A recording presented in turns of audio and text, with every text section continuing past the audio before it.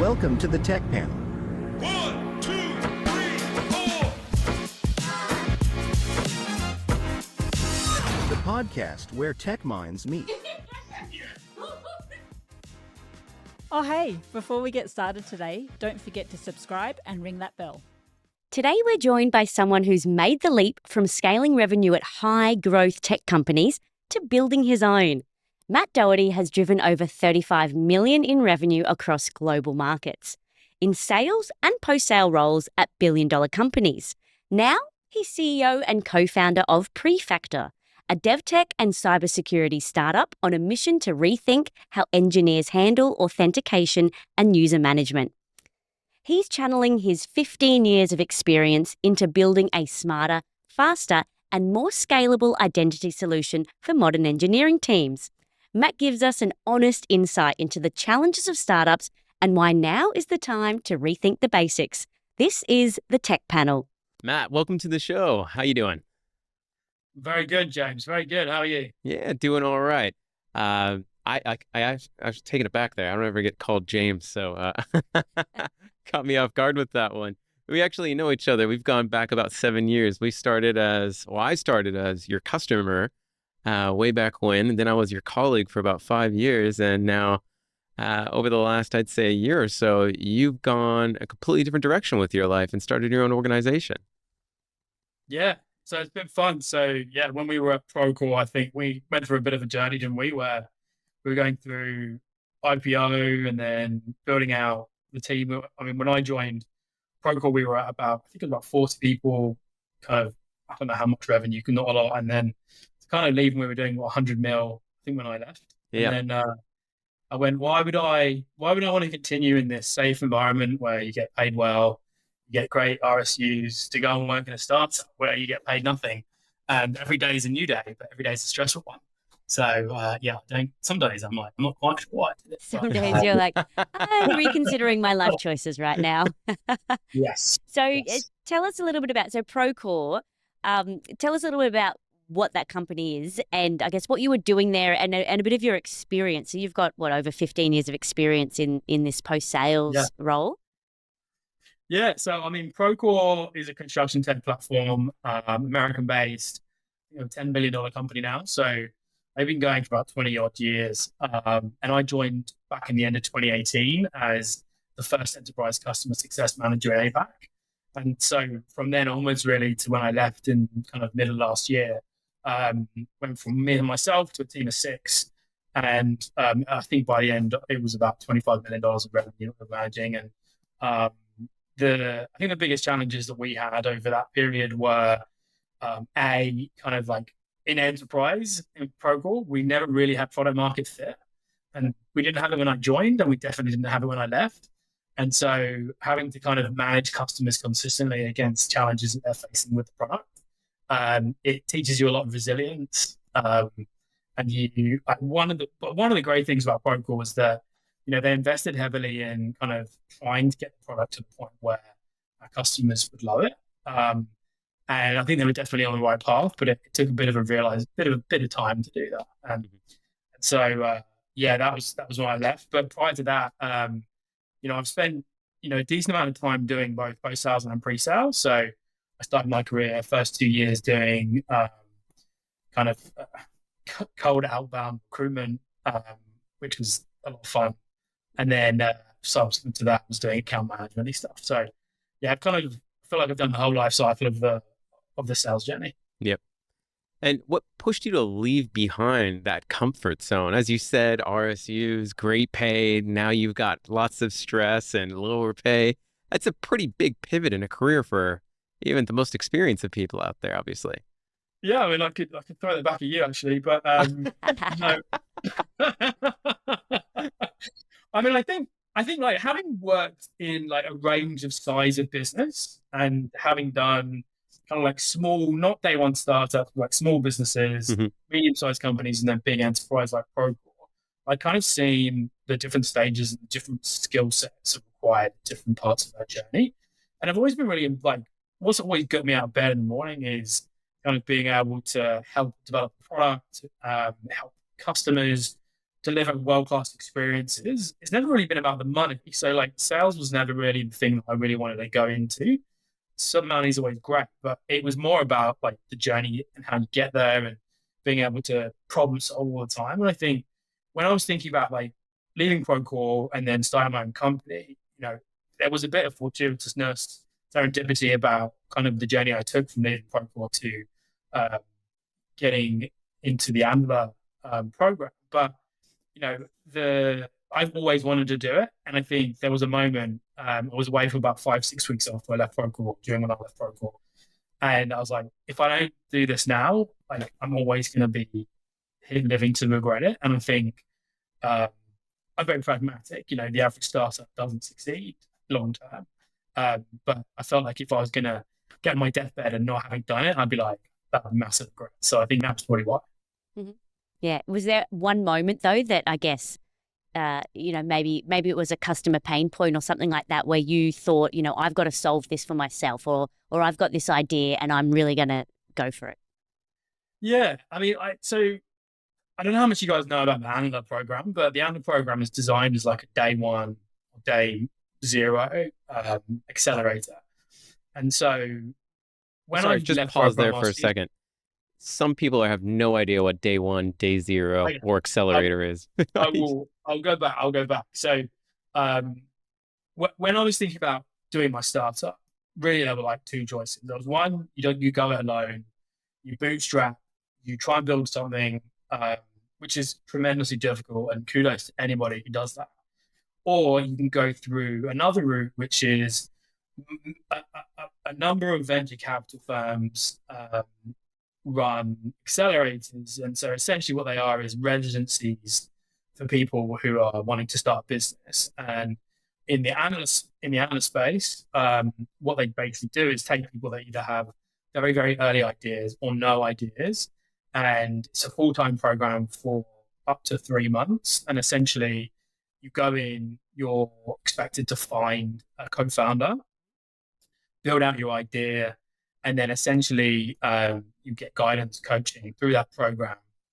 And then hopefully at the end of that, you get funded, which I think is now around about 260,000 Australian dollars for about 12% of your company. And so like those are the two options. And ultimately I done about a month or so trying to build an idea, pull together a solution. And it's super hard. And I think like you never underestimate the power of a co-founder. And that was really what drove me to the Apple program, and being able to find somebody who can do the technology side of it while I do the sales side of it. Mm-hmm. And tell us about Prefactor. So yeah, what is it? What is this business that you've started, that you've risked it all for? And why? Yeah, great question. So I think the business itself, so it's a technical business. So we are a developer technology / cybersecurity business. So the easy answer is we're building the code which allows users to log in to systems, and then when they're logged in, the permissions that they can have, i.e., what can you do when you've logged into a system? Good example would be Facebook. You log into Facebook with the username and password, email and password, and then when you access Facebook as a user, you can go into the marketplace. Theoretically, you can turn that marketplace feature off, but something is driving that decision as to whether or not you can access that part of the platform. And so what we're doing is we're providing, it's like middleware where an engineer will use our software to build that functionality within their app. And so, what I will say is I never thought I'd be selling into developers. They're a brilliant group of people, but they're very, very discerning when it comes to what they buy.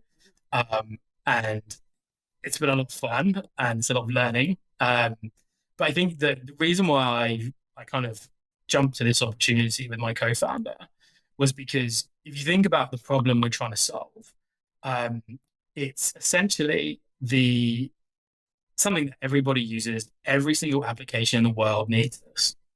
But 50% of companies still build their own versions. And 95% of companies build their own permissions kind of system. And that is just such an enormous opportunity for a business like ours to think differently. And the space itself is a fairly mature one. The leader in the space is a company called Auth0, who are owned by Okta. And they've been doing it for about 14 years. And it's fairly mature, but it's like one of those spaces where all the competitors are basically doing the same thing. Mm-hmm. And so it's like ripe, at least in my mind. So maybe I'll be pretty wrong in 6 months, but it's ripe for disruption. It's ripe for, an entirely new way of looking at this. And I think we've spoken to 250 companies, and every company has expressed the same thing, which is this is not a solved problem.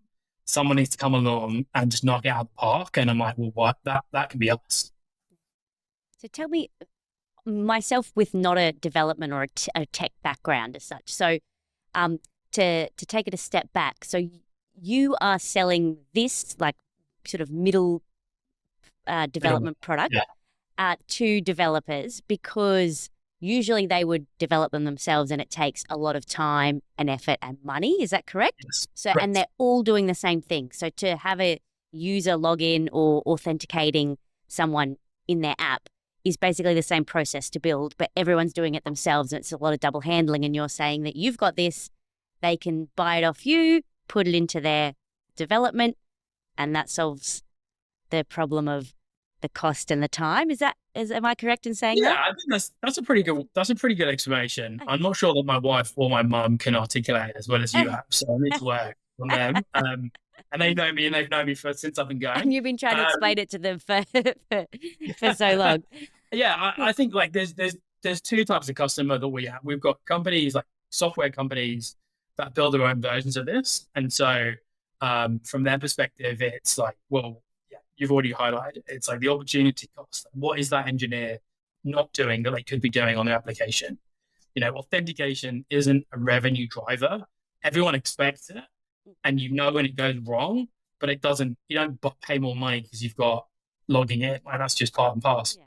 And so it always is like not as much of a priority, but ultimately it's like absolutely fundamental to your app. And if it goes wrong, then your company can die. And so many people take it upon themselves to build this because vendor lock-in, they don't like not having control. Sometimes it's just because they've always done it like that.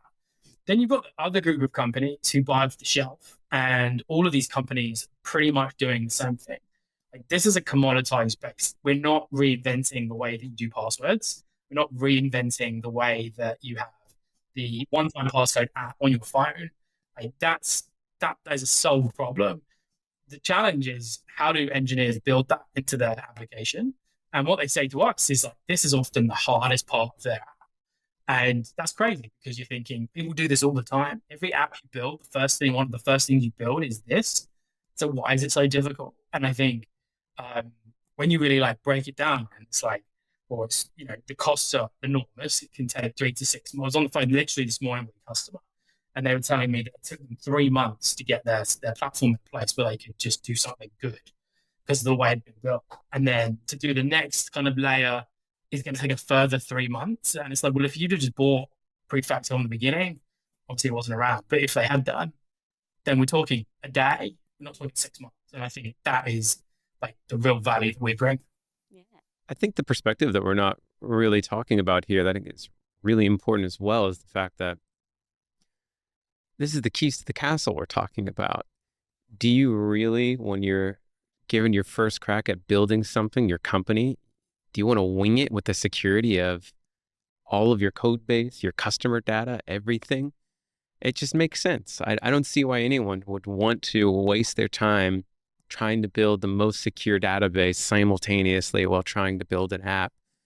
Why not just do what you're great at, building tools, and plug and play with the companies that have already specialized and done all the hard work for you? Especially when companies and organizations at the moment are so, worried about data and safety Everyone's and paranoid. protection and usernames. That's right. Your password's been in a breach. You want to just make sure my login is secure and it's safe. And so if you can prove that you guys are the best at this and you're secure and safe, then it's a no-brainer, right? I mean, that's what I mean, I don't typically use that as the opener when I'm speaking to these customers that do it themselves, but absolutely. And I think, I think I come from, obviously not coming from a developer background. I've got like a brand new look at it. And, you know, having come from a place like Procore where everything's very buttoned up and, they had great marketing, great design, great kind of product marketing.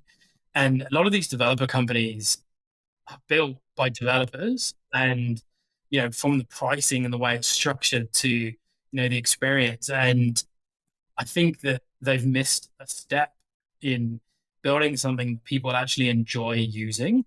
And, we often have stereotypes of developers that are kind of in their rooms just coding away.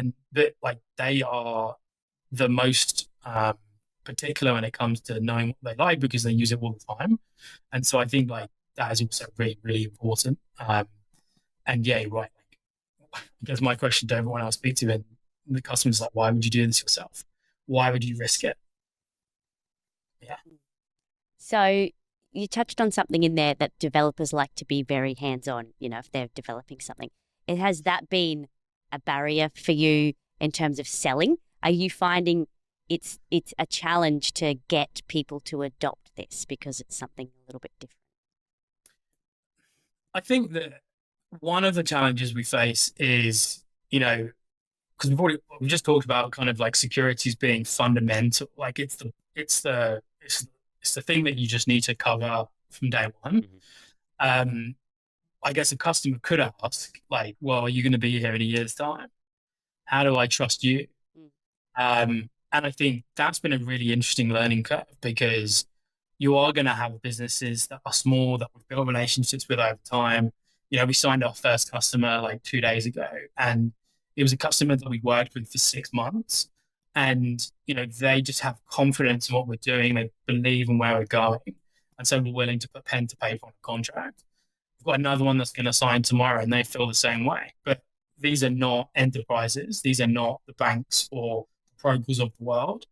And I think that maybe something I haven't appreciated having come from an enterprise background is, we need to build a very, very strong base of confidence from small and medium-sized businesses that provides with those case studies so then you can go upscale. Now, one of the barriers that we also have is around things like ISO accreditation and SOC 2 compliance. Naturally, a lot of these businesses are expecting us to have that so then they can have confidence. And, that's expensive. So it blows me away how expensive. But, this could be $50,000 to $100,000. And so the fact is, we got $210,000 from Amber and we couldn't afford to do SOC 2 compliance. So we have to basically build confidence in the market, case studies for these smaller organizations to then give bigger and bigger companies. And so I'd say that's probably one of the challenges. I think as well, like, we're a fast startup. There's two of us. CTO is building on his own, and he's a gun. He's got 25 years experience engineering, and has built 6 different versions of this. But I'm as limited by his ability to build, and we can have the biggest vision in the world, but not only do people have to buy it, but he has to build it. And so I guess that's another one of those like creative tensions you have in the startup where you're selling on vision, but you ultimately have to deliver something. I think that's it. That would be very challenging in this like market, which is quite a high stakes, market that you're in there. I couldn't agree more. I kind of find it funny, selling to businesses that preach so much about needing SOC 2. And I feel like if you went to their house, they probably have like a $10 lock on their door that protects their children. Is SOC 2 like an extra security it's like level? The top level for like, it's a huge evaluation, an absolute burden to any software development. I'd say do they need it? If you want to sell to like the military or government or infrastructure, things that are play at that level, sure. But it just seems like you can probably correct me if I'm wrong, a catchphrase people have learned and now they just come to expect it. I need it to have that. Yeah. I need that on there. Right. Yeah. Yeah. I mean, I think the thing that often surprises me is for people that do roll their own, like I'm not going to say that it's insecure, but Mm. often you hear, oh, it's really easy to do, or it only takes me 5 minutes. Like, how hard is it to do? And I think that there is those people, like, fair play to them, that's where they want to go. I don't want to disparage any future customers. But ultimately, there's a reason why these platforms exist, and it isn't because they've been spun up in a day. And it's because, things like dynamic authentication is really interesting, right? So the ability to change the login options or how you log in, depending on where you are in the world, for example. So, I might know that you, James, are in the Sunshine Coast in Australia, and normally your IP address says you are in Brisbane, which is fine. And so you're going to only need to log in with your password. But when you go abroad to, say, Thailand or England, for example, if I know that you're in those countries, well, great. But what if I don't? It's like when you bank, when I don't know, you need to do any more, but in the past, you tell your bank when you're going on holiday so they don't block your card. Like, what's the equivalent for the password? And I sure as hell know that these developers don't build that into their system. And so it's like, and you ask the question, they're like, no. I'm like, well, do you use anything other than passwords? No. Well, passwords are really insecure. And so it's like, and then I get it. Like, there is a lot of attention from their perspective because I've only got so much time in the day. I've only got so much resource. Yeah, but what's the risk? Yeah. And how do you quantify that? And I'm not sure that they do. They never do, because I think you'd have to look at yourself and accept that you're putting all your money on the table and just kind of closing your eyes and playing poker. Well, yeah, 100%. And yeah, and it's interesting because I think I'm getting more confident now in those conversations, but I think there's also a degree of developers and engineers often have quite confrontational discussions about things that they believe in, and that's just the way that they communicate, and that's what I'm learning. And my experience, or the way I've always approached sales, is that's not how you do it. And so if I'm going into a call and someone's challenging or saying, this is really easy, like, the easy answer for me is just, well, you're wrong, or you're wrong because of this. Mm-hmm. But that's very, very foreign to me. And so, to the question about the difficulty in selling, I'm learning a new persona. I'm also learning an entirely new way of communicating, which is completely at odds with, I can tell you now, when James and I used to sell into construction technology people in construction, if I was going to sit there and tell them they're wrong, I'm not sure how well that would go. Yeah. Yeah. So it's knowing your customer as well, Mm-hmm. and you kind of have to adapt even your sales techniques. You have to adapt what it is that they want. Does it come down to really knowing your customer? It does. And I think, on the one hand, though, engineers and developers can be really challenging, and naturally, because this is their babies and they need to feel confident. On the other hand, they can be your best friends because, they will back you to the hill. And I think that's what's given us the contract so far and the pipeline that we've generated, is that, not everyone feels like they can spin it up in a day. They do believe in new technology and are willing to try it. And I think, that you can't say the same for construction because, it takes a long time to convert people to new ways of doing things. And so, but the flip side of that is, well, if someone's willing to try new technology, they're willing to swap you out. And so I think what we'll learn is that once we get customers, it won't be fun. Ripping out an authentication provider is not that easy. So it lends itself to being very sticky. But then you also want to be able to ensure that, they are supported, and it's not just an email once a year to renew them. And I think that's where a degree of my post-sales experience should come into the fore. On that, I guess, every founder starts with a big vision. And then when you, chat to the customers and they say, well, we need this, sometimes you have to change that vision or move it or get pulled in a new direction. How do you balance that, long-term strategy or that vision with the short-term wins that really move the needle? Yeah, this has been a classic example of our go-to-market. So, our ICP, or our ideal customer profile, are businesses that have been backed by venture capital firms at seed stage. So, that would typically be a raise of let's just say about between 2 and 10 million, to Series B, which would be 20 to 50 million, depending on the size of company. And so you're going from a team of, say, 20 to teams of up to 100, 200. And the reason we focused on them is because, they are selling into enterprise. And so enterprise companies are demanding kind of additional layers of kind of authentication security. They are increasing the complexity of their product. So they might be adding a new product. They might be doing some small M&A. And that just adds layers of complexity to, bringing two databases of users together. Do you log them out? Do you not log them out? That. And like that is very much the key users for our product today. Now, the drawback to that is that they are going to be much longer sales cycles. You need to find people that are right at that moment willing to change. You need to be able to convince them that the value that we're providing them is greater than what you get from another provider. And in fairness, as with any startup, there is this degree of like, you've got to just take the leap. And then that comes down to the personalities you're dealing with. And, do they have confidence in what you're doing and you as a team? And ultimately, it comes down to the people to make that jump. And so, although we are definitely pursuing that, I think the pivot that I kind of made over the last few weeks is, not only do we want to sell to our ACP, but we also want to be kind of generating interest in smaller businesses, because there is that degree, as I said at the beginning, of you sell into the startups, they'll start using it, $500,000 out of business, so they're not going to be long term.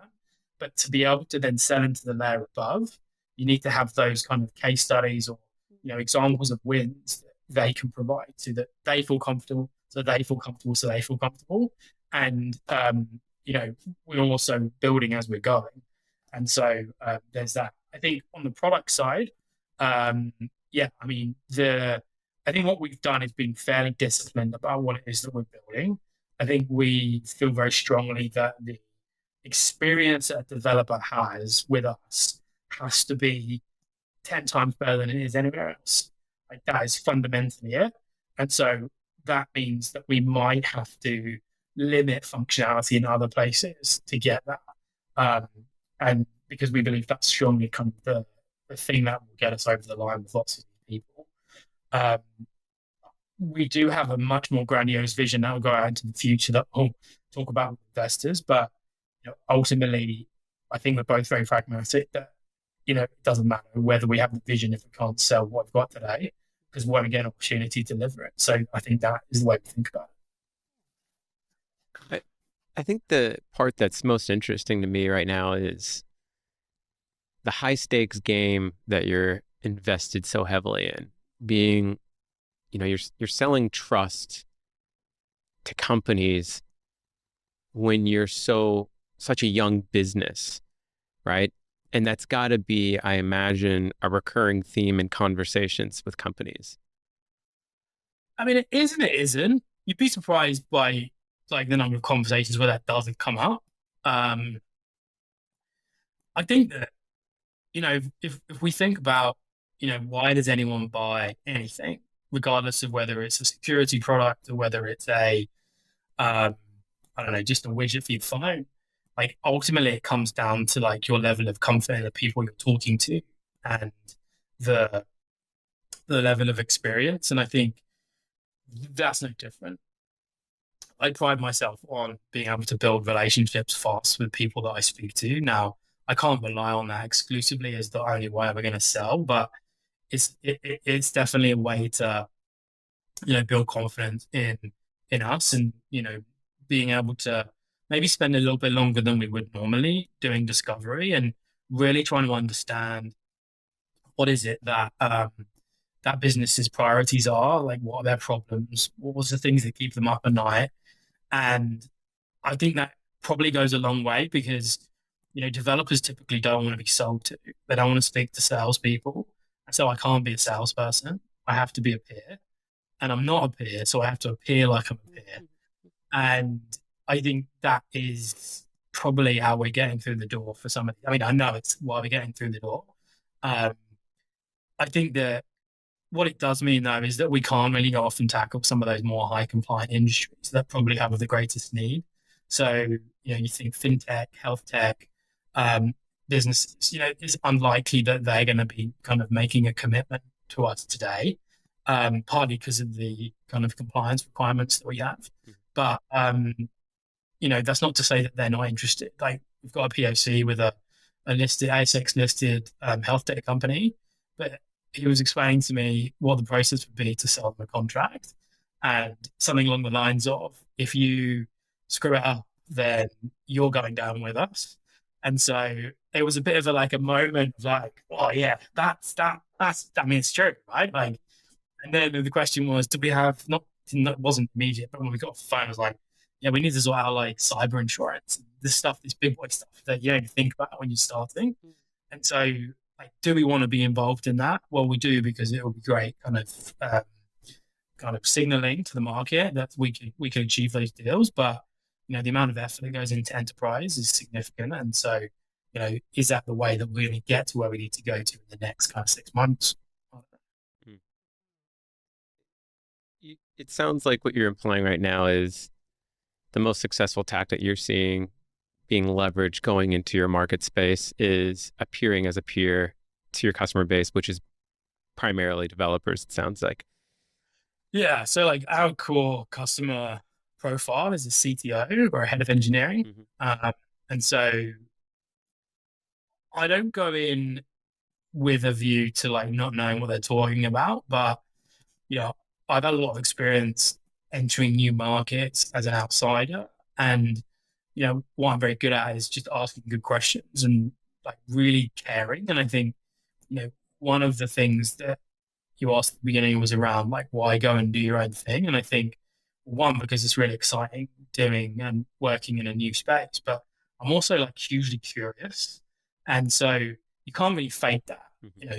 James used to do kind of pre-sales, and like a lot of the work that pre-sales consultants do is asking good questions and just trying to really get to grips with the processes and the pains. And I think you can't fake that. And I think that's the same with developers. Like, if I was just doing it as part of a script, they would know. And so I still haven't nailed it though. Like, I haven't nailed that like first kind of call where you do the discovery and then you push it forward in as efficient manner as you can. But we're still managing to push people through the funnel, which is, I guess, the ultimate goal. How long ago did you start Prefactor? Like, did you come through that accelerator program to where we are today? When did that start? Yeah, so we got funded in the end of November, and then that was like 5.5 months ago. But I only came to this kind of idea with my co-founder about it was the end of September. So one of the nuances about the ANDA program is obviously you've got to find a co-founder, and that's like the big thing. They won't back people, or they typically don't back people who don't have a co-founder. And so I started working on an idea with this guy down in Melbourne, and one reason or another, it wasn't really working. I think he was an engineer who hadn't worked with commercial people before, and I think he was very what's the word? He was very shielded when it came to like making suggestions or doing things in a way which he wasn't comfortable with. Anyway, so we were about 2 weeks out from, you have to present at 2 stages. The first stage is called track out, where essentially you have an idea, a business, a co-founder, and they're basically deciding whether you go into the next stage, which is due diligence. At the end of the due diligence, you do an investment committee, and then you get funded or you don't. And so there were 3 trackouts in the AMP program. We were going to go for the second one, and it was about, I think it was like 5 days before we were supposed to do it. I'd gone home to the UK for a wedding.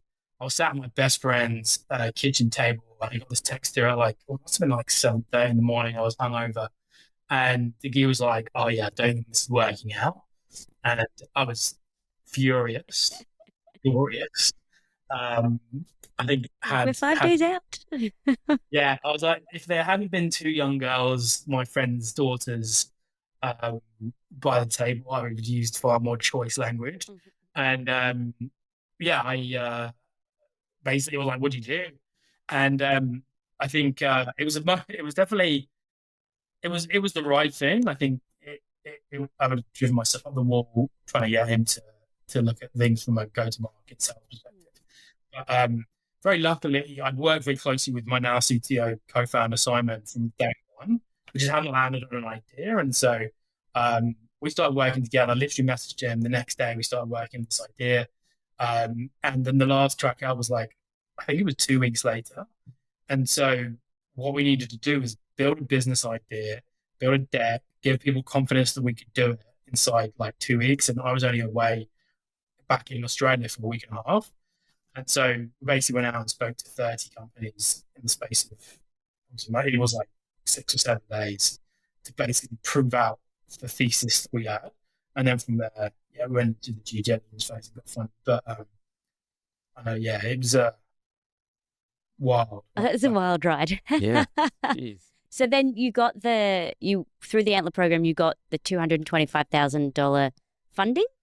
Yes. And then from there, when was that? That was November, did you say? And then yes, that was so 6 right months in ago. November. Yeah. Yeah. What did you, I guess, learn from that experience? What would you do differently this time, or for other startups sort of going into an accelerator program? Yeah, that's a great question. I think the advice I give to the current or the cohort that's just finishing now is if you're coming in with an idea and then you spend lots of time and money before you go into the program, like fair play to you, you're probably not going to shift from that.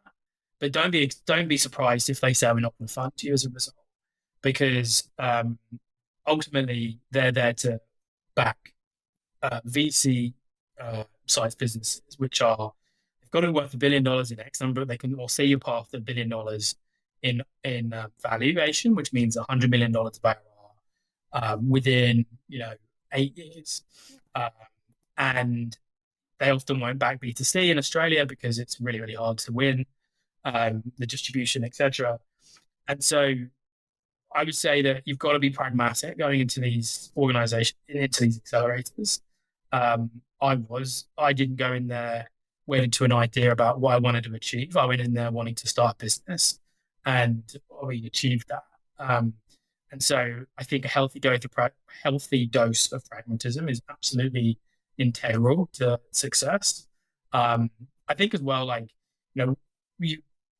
life isn't linear, and certainly a startup isn't. And that I had a couple of moments during the program where I could have been knocked back or I could have gone forward. And I think that moment where that guy and I didn't work was one of those moments. And I think the other people might have just given up and gone home. I went, no, that's not. I'm not flunking out in this way. And we went and then spoke to those 30 companies inside 10 days. We then spoke to a further 70 companies in the next 5 weeks. And the only way we did that was just through sheer bloody mindedness and resilience. And, it's the same, I would say it's exactly the same traits that you need to be a successful startup founder anyway, but it's in a very, very intense, shortened period of time. And, the funding is obviously significant. So, yeah. So I love what you said there with that life isn't linear and neither is, a startup. That's a great way of explaining it, because, you think you're going to just keep making progress and moving forward, especially if you've gone through an accelerator program, which is such a short time frame. You're like, we have to kick these goals. But yeah, there'll be sideways steps. You'll go backwards, and you have to just, I guess, learn from it. Do you have any more advice around that in terms of what it takes to really start and grow? Yeah, from what you've learned so far? Yeah, before I started the startup Prefactor, you have an awareness of how hard it might be. You never quite know how hard it's going to be until you're in it. And I think that is a mantra that every single startup founder will share. There's the kind of the typical things of you're crying into your laptop at 1 p.m, refreshing Stripe 1 million times to see your funding, your latest thing come in. You've got to kind of keep a level head, and I'm not going to sit here and say that you don't have doubts. I'm in a space that is not my natural habitat, dealing with a persona that I've never sold into before, in a space where it's a fairly kind of competitive environment for what we're trying to do. Like, it would be mental for me to sit here and say, "Oh, I'm confident all the time."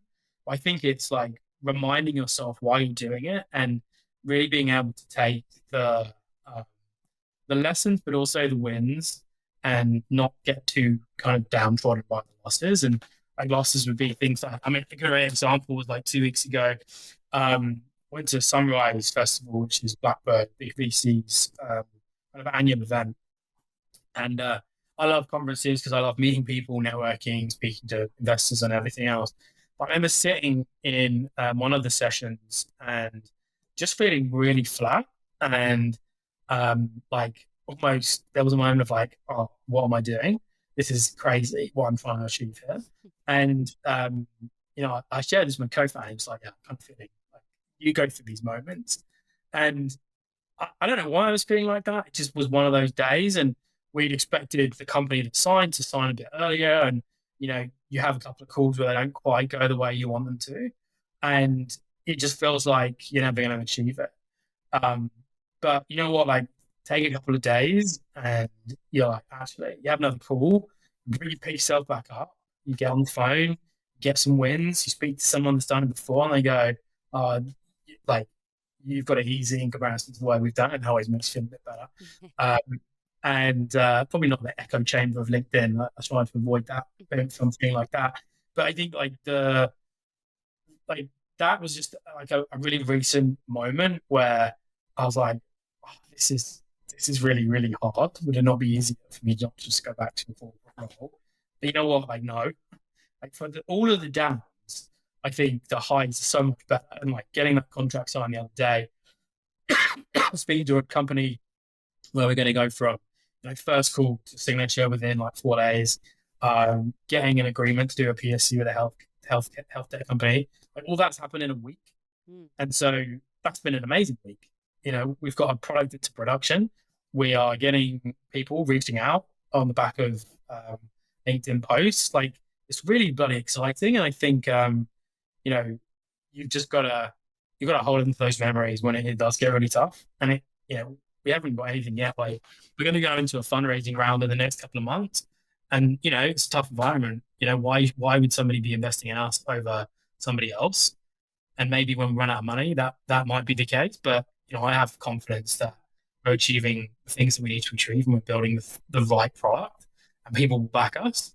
But it takes a lot of confidence and arguably arrogance to believe you're going to be successful in this game. But it sounds like you're also, I guess, you're realistic in this approach, and you're changing. As you said, your CTO has changed this so many times and tweaked it, which is great. It's not, you're just not stuck in one idea and we're going with that. You're listening to the market, you're listening to the feedback, you're adapting. And I love the resilience that you need as well to keep going. And I also love that when you have that little bit of success, it sounds like you ride that momentum. Is that something that you would suggest that people do? You've got that, you ride that momentum. Use that positive energy that you're in for that week to just knuckle down. It could be for that 15 minutes, but yeah, absolutely. 15 minutes, yeah. You 100% have to. And I think because if you don't, then you are going to forget why you're doing it, and it is going to get too much. And I think from our perspective, the momentum is absolutely integral. And I can see how I was chatting to someone just before we came on about a startup they'd been in, and the CEO had been building something and they'd lost a bit of momentum. And I think that can kill startups, and you really have to come back to why are you doing it. And so that is one of the potential risks for me doing this in this space is I don't know this at the back of my hand. Like, I believe in what we're doing implicitly, and I keep speaking to people that back that up, but like, I don't have real world experiences of building this stuff to be able to fall back on and go, oh, I understand the pain of that. But then equally, I've never been in construction, and I sold construction technology for 6 years. I was never in an innovation manager, and I sold that for Atio for a year.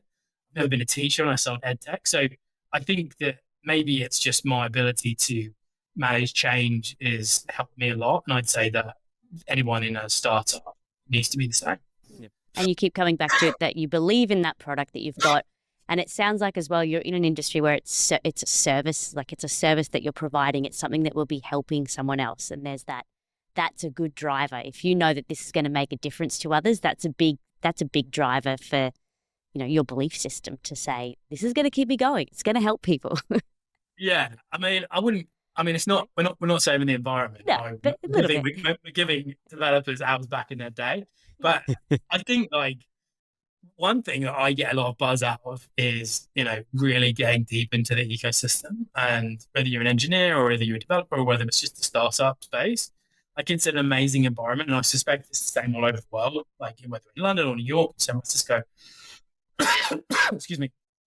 And like that gives me a huge buzz as well. And there's not many jobs where you get to be part of that as a benefit or a perk. And as somebody that like gets an enormous amount of energy out of that is like that keeps me going.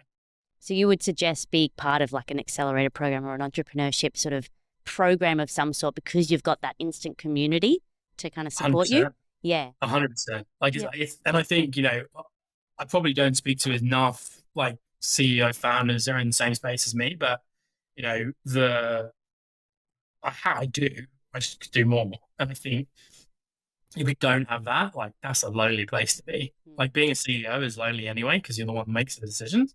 But like not having a network of people that have gone through it, or kind of guides or advisors that you can draw on and go, how did you manage this problem, or how should I manage this particular personality issue?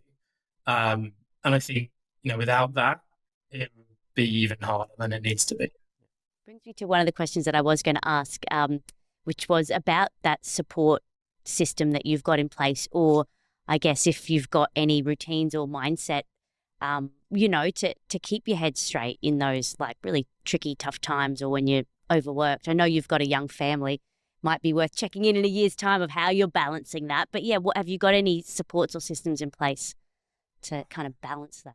Yeah, I do. I've got a really, really good wine subscription that comes every other month. That helps. Now you're talking my language. We spend a lot of time in the Hunter Valley. That makes you sound like an alcoholic. I'm not. No, honest. no, just a little bit. But I think, it's difficult because I also have, I'm British. I'm in Australia, in the Central Coast, which we've come to because my wife's family live here. And it's an amazing place to bring up a family, like don't get me wrong. But I come from London, and for the last 5 years before moving to Sydney, I was living in central London, and it's a very, very different kind of place to live. And I think, I don't have those networks of people that I would have if I was in the UK, or even if I had stayed in Sydney. We're an hour and a half drive north, and it might as well be a different country, I think. So and I think people from the Central Coast would prefer it if they were. But I think the network I have, I think, is one that I've built out, and during this process to some degree. Of course, my wife and my kids are amazing. Like I've got a 4-year-old and a soon 2-year-old, and I work from home. And so one of my favorite things in the world to happen is when they come back from daycare, and one of them will say, "Oh, daddy late," and come into the office. And I don't even care if I'm on the phone. Luckily, they're not at daycare today, otherwise I'd be running in the back. And like that is just a very easy way for me to just like shut off, even if it is only for an hour or two. And I think, I'm someone that I was thinking last night, I went to bed at like 12:10 and was literally lying there for 10 minutes just thinking about the go-to-market stuff. And like when you wake up and your son is cuddled into bed with you, like you can't be thinking of that. Like I can't be paying attention to two things. And so I think it's that ability to compartmentalize parts of your life, I think, can really help. But I think as well, like I do get a lot of enjoyment out of what I do, so it's less of a strain. But having someone that you can talk to and people that you can reach out to, and come back to that advisor thing, I'd say I've built out probably a handful of people over the past 7 months that are people that I can just kind of organize a call with and just be honest and kind of vulnerable with, and just like, I don't know what to do, or, this isn't working, like, help me. And it's those kind of mentors that really kind of get you through and like level, and I think they center you in like reminding you why you're doing what you're doing, and also to give you that confidence that maybe you've lost because you've had a week which has just been a bit rubbish. Because then, and I literally had one of these conversations with someone earlier this week, and it was somebody that I had reached out to as cold outreach as part of the program, and instantly after the call I felt better and give me some suggestions. And he was like, "You sound anxious," and I was like, "I am anxious," and basically, yeah, I need to be, because everything you guys are doing are right, and you just got to work through it. And I think that it was one of those moments of calls with people that you're not really necessarily expecting to get that outcome, and it was like hugely effective, and a moment in time where I was like, yeah, okay, we've got this. They're those little moments that like make a big difference and that really keep you on track. Yeah. Oh, that's amazing. That sounds like you've got a great support system, and a great network there. Yeah, even in the Central Coast. Of all places, the Central Coast. I didn't expect you to end up there. You know what? When I moved to Australia, I maybe even said this to you when I met you the first time. It's like, I'm never moving to the Central Coast. Yep. Otherwise, never. And here I am. Yeah. And it is amazing. And we were able to buy a house. And the kids have a great time, and we've got a garden. And that's the other thing I do.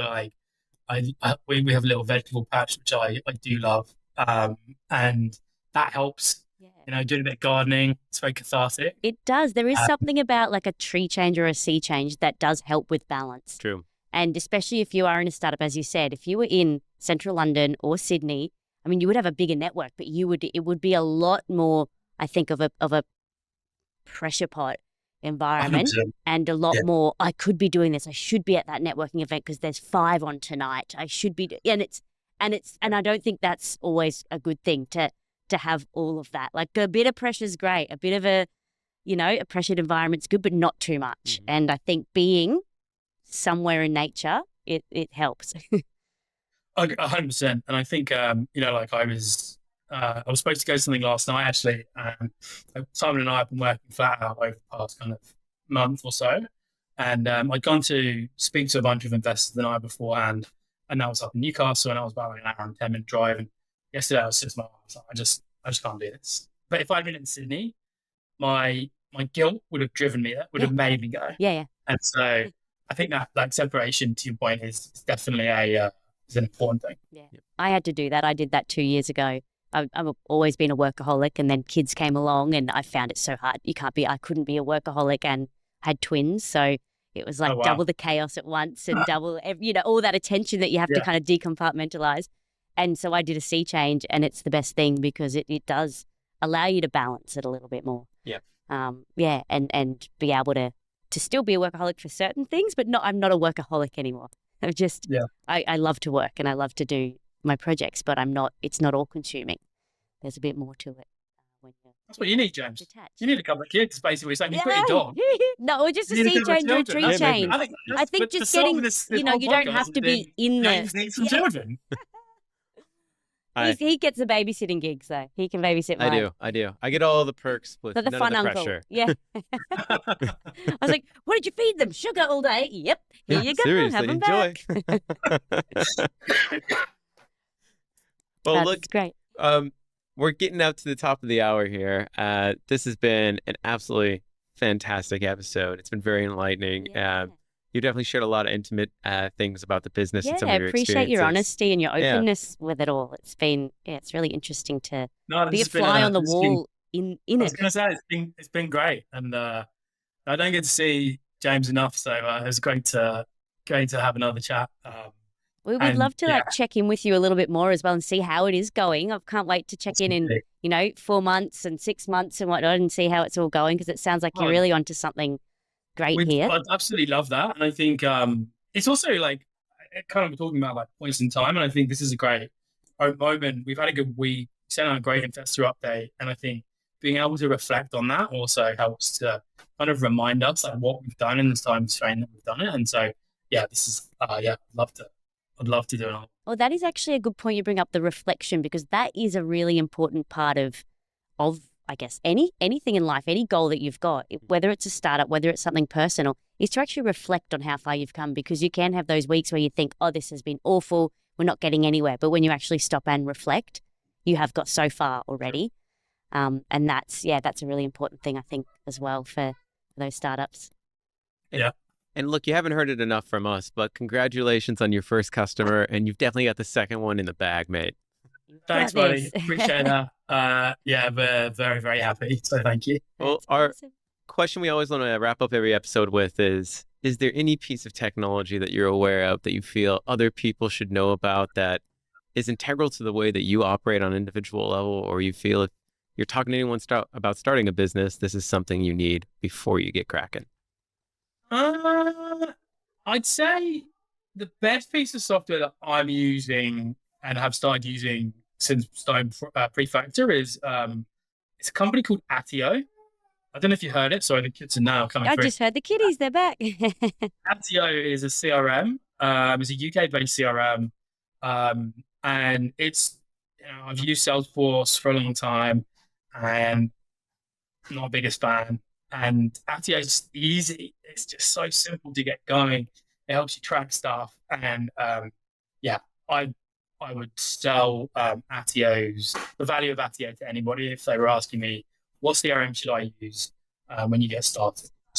And is that the big thing that you've used for this startup for you guys? The CRMs, like the integral piece? I mean, I don't. It's not as well put together, like in terms of like how I've set it up as it could be.